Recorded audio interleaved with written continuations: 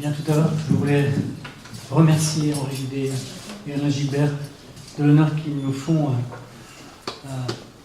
lors de cette journée consacrée à la chirurgie de la main, bien entendu. Alors, cette première session consacrée aux fléchisseurs va démarrer par la réparation primaire des tendons fléchisseurs. Alors, ça serait une prise en charge initiale, mais aussi il y a un code 9 et je vais essayer de gagner du temps. En disant qu'on ne parlera aujourd'hui que des zones 2, c'est les zones les plus difficiles à traiter. Je n'en reviendrai pas sur des choses que vous connaissez tous, ces nombreux facteurs de succès. Simplement pour dire que la prise en charge d'un fléchisseur, c'est un compromis entre la résistance à la rupture et la mobilisation, bien entendu, et puis aussi un équilibre délicat, toujours, entre la cicatrisation tendineuse et la limitation du processus de fibrose cicatricielle. Alors, parler de fléchisseurs, ça me rappelle des souvenirs quand je résidais pendant plusieurs mois dans le Kleinert Institute dans le Kentucky, où Kleinert, je l'ai vu de mes yeux, suturait des fléchisseurs avec l'expertise qu'il avait entre les mains. Et j'ai pu à cette occasion-là rencontrer de très nombreux chirurgiens qui ne sont pas forcément encore d'ailleurs dans cet institut, mais qui m'ont beaucoup influencé. Alors, Léonard de Vinci, ça ne m'a pas échappé que les poulies les plus importantes, c'était la 2 et la 4.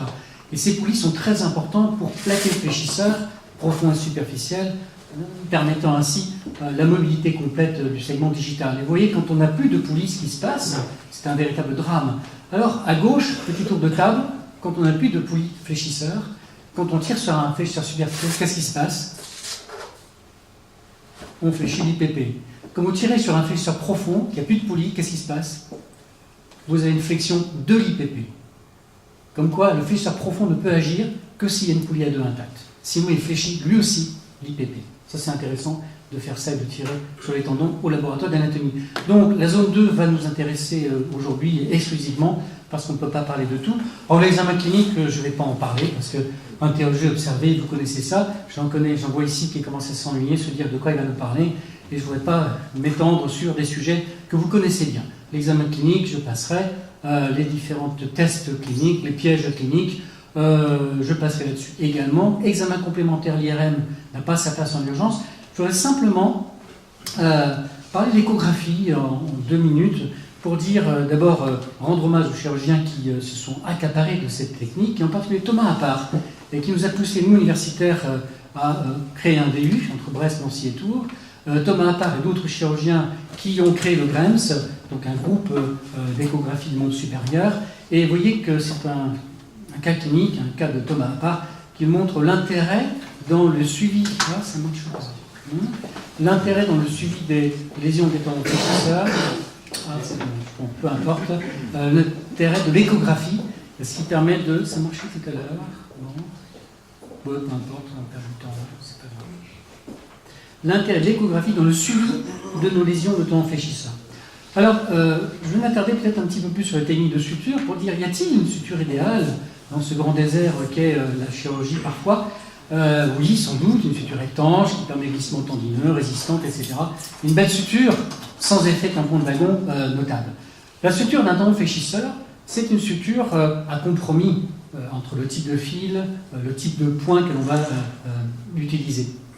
Et il faut être conscient d'une chose, c'est qu'il faut qu'on ait le coefficient de friction le plus bas. Amadio nous a montré que le coefficient de friction d'un tendon dans la gaine, c'est cartilage sur cartilage, ou de la glace sur de la glace. Et ce qui augmente l'encombrement du canal, ou ce qui diminue le diamètre du canal, va augmenter les forces de friction, va diminuer le pollissement, et puis le risque, en fonction de la situation, peut être le blocage comme la rupture. Et j'aime bien cette image à droite de Wilgis qui est adaptée au nerf. Et quand on a une zone de compression, de blocage, les mécanismes de traction peuvent également entraîner des ruptures. Donc ça, il faut avoir ça à l'esprit. Ensuite, la suture tendineuse, c'est un segment longitudinal, et puis bien sûr transversal. Pourquoi le segment longitudinal ne suffit pas? C'est tout simplement parce que les fibres sont longitudinales et qu'on pourra avoir un arrachement, un déchirement, une dilacération du tendon. Donc les segments transversaux sont très intéressants. Et Thierry Dubert nous a rappelé dans un bel article, finalement, ces différents points d'ancrage, le point appuyé, le point non appuyé, et puis les sutures bloquées, c'est-à-dire ces ancrages qui bloquent de même la suture et qui permettent justement d'avoir un ancrage parfait de la suture tendineuse. Alors le surjus épitendineux, bien entendu maintenant on ne revient plus là-dessus, ça paraît logique. Il améliore le contact tendineux, il renforce la suture. Il n'est pas toujours évident à réaliser. Alors, quand on dit qu'il facilite le glissement à travers le canal digital, a-t-on toujours raison? On a au moins une étude ici qui montre qu'une suture à 4 ou 6 brins, sans surjet, ça marche mieux, quelque part. Alors attention à l'encombrement créé par le surjet, et en fonction du type de surjet, cela peut être délétère. Je ne reviendrai pas sur le type et le diamètre du fil, on connaît tout ça, je pense que vous connaissez ça aussi. Le nœud, sa localisation. Alors, dans le tendon, effectivement, on préfère avoir du tendon que du nœud, c'est évident, donc plus on fait de nœuds, plus c'est embêtant. Et puis quand on met le nœud à l'extérieur, la littérature nous montre bien que les forces de friction sont diminuées lorsque le nœud est latéral. Et quant au nombre de nœuds, la multiplication des nœuds n'augmente pas la résistance de la suture en traction, on y reviendra. Alors, par le passé, c'était des sutures à 2 brins, avec point appuyé ou non. Et puis, on s'est aperçu, maintenant, c'est plus moderne, que de multiplier les brins augmentait la résistance, jusqu'à 70% pour 4 brins, mais c'est plus difficile, plus de manipulation, et puis la suture est plus volumineuse. Et puis, on peut aller très loin, les sutures à 6 brins, pourquoi pas davantage, mais là, on bloque la suture dans le canal digital. On avait, il y a quelques années, fait une expérimentation très intéressante d'un Kessler dans 2 points orthogonaux, un double Kessler à 4 brins. Et ce qui est intéressant, c'est de voir que quand on fait un double Kessler avec un seul nœud, c'est plus résistant que quand on fait un double Kessler avec 2 nœuds, avec 2 fils séparés. On a une résistance qui augmente. Donc, le nombre de nœuds fragilise quelque part la suture. Et d'autres études, notamment celle de Mestri en 2016, a un petit peu montré la même chose. Et puis, quelque chose qui est peu connu aussi, c'est l'hachage du nœud. L'hachage du nœud, vous voyez, dans une étude dans l'étude de Mestri en 2016, montrait que la première cause d'échec dans différents types de sutures, notamment Adélaïde, on y reviendra tout à l'heure, c'était pour la moitié, voire davantage, le lâchage du nœud. Nous l'avions montré dans une étude expérimentale. Alors, quelle suture réaliser? Quelle suture? Ça ne passe pas la vidéo, peu importe. Quelle suture réaliser? Vous en avez un certain nombre. 4 brins, oui. Suture bloquée, probablement. La suture de McLarney est probablement une des meilleures. Et la suture d'Adélaïde, où finalement c'est un McLarney, mais avec des points bloqués ici, est certainement une suture relativement, à mon avis, intéressante, on pourra en discuter tout à l'heure. Alors, principes généraux pour terminer de la suture tendineuse, vous les connaissez tous. Alors, peut-être en France, on va développer la White Surgery. L'avantage de pouvoir faire ces interventions sans gros et sous local pur, c'est de pouvoir tester ces sutures tendineuses. En chirurgie ambulatoire, bien entendu, de plus en plus, mais avec l'éducation du patient par les kinés, les infirmières et le suivi, bien entendu. Alors, quelques questions. Doit-on ouvrir le canal digital? Ben oui, longtemps, on est obligé d'ouvrir le canal digital pour réparer ces sutures. On préférera ouvrir une poulie qui est une poulie cruciforme qu'une annulaire.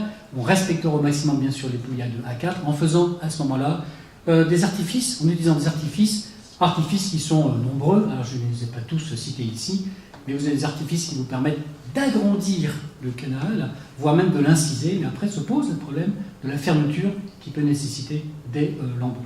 Comment retrouver les extrémités? Le moins traumatique possible, bien entendu, car cela est source de fibrose et d'adhérence excessive péricondineuse. Alors on peut saisir le tendon par le milieu, on peut aussi inciser dans le pli palmaire distal, rechercher le profond et puis l'amener avec une pince tout doucement vers le site à explorer, la plaie. On peut aussi cathétériser de distal à proximal dans le canal digital et à l'endroit où bute le cathéter, on va inciser. Et puis, il y a cet article, c'est récent, qui est intéressant aussi, l'extériorisation du profond. On fait la suture dans le tendon proximal, on redresse ensuite l'aiguille, on la passe dans un cathéter, on récupère le tour en distal, on recoupe de nouveau l'aiguille et on fait la suture dans le segment distal. Ça peut être intéressant. L'inconvénient, c'est qu'on fait ressortir le tendon profond sur une grande étendue, ce qui n'est pas forcément intéressant. Alors, réparer le superficiel, rien de neuf sous le soleil. Oui, quand on a 2 tendons en plus sectionnés, évidemment, on a envie de réparer les 2. Après, il ne faut pas que ça entraîne un effet délétère sur le coulissement du profond. Et puis des sutures simples à 2 brins, il n'y a pas de place pour le 4 brins ici. Alors la fermeture du canal digital, oui, c'est important. Ça va améliorer beaucoup de choses, bien entendu. C'est une barrière contre la cicatrisation excessive, fibreuse, extrinsèque. Mais pas à tout prix. Et c'est là où on trouve encore dans un compromis. Le fléchisseur, c'est un compromis, en permanence des compromis. Et c'est difficile à enseigner un compromis, ça demande de l'expérience. Et puis, dans la littérature, il y a au moins 4 papiers intéressants dans les plaies des fléchisseurs devant de la deuxième phalange, la poulie A4, et bien la résection totale de la poulie A4 pour faciliter le coulissement d'un tendon et donne des résultats tout à fait satisfaisants en termes de fonction, si bien entendu la poulie A2 est intacte. Donc, pour terminer, la bonne suture, si on peut trouver la définition d'une bonne suture, elle doit être anatomique, pas de marge d'escalier, un petit effet tampon de wagon. Il a été montré que 10% d'effet tampon de wagon évitait le gap qui peut se produire après une traction excessive. On respecte la vascularisation tendineuse en mettant la suture plutôt en avant. Le type de fil, plutôt monobrin, diamètre 3-4-0, 4 brins, ça c'est clair. On répare les 2 tendons si on peut. Les nœuds ou enfouis ou latéralisés. Les points d'ancrage à 10 mm environ de la tranche de section. Et puis une bonne tension du fil. Le nœud est fait à la main.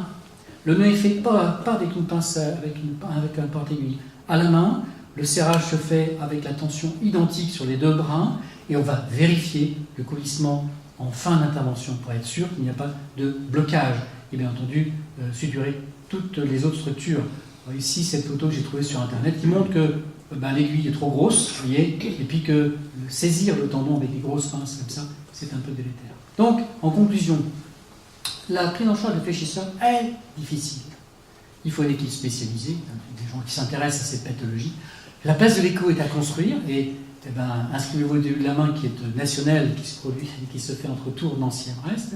La suture dont on a l'habitude, ça c'est clair, après ça demande de l'expérience aussi. Une technique impeccable, sous grossissement optique, des gestes doux, redouter les sutures aventureuses, non cadrées. Donc faut-il réparer les fléchisseurs chez des adultes en humanitaire où il n'y a pas forcément de suivi en rééducation. Et bien entendu, je le dis, mais on pourrait le dire à toutes les étapes de cet exposé, le résultat dépend du patient, du chirurgien et du rééducateur. Merci.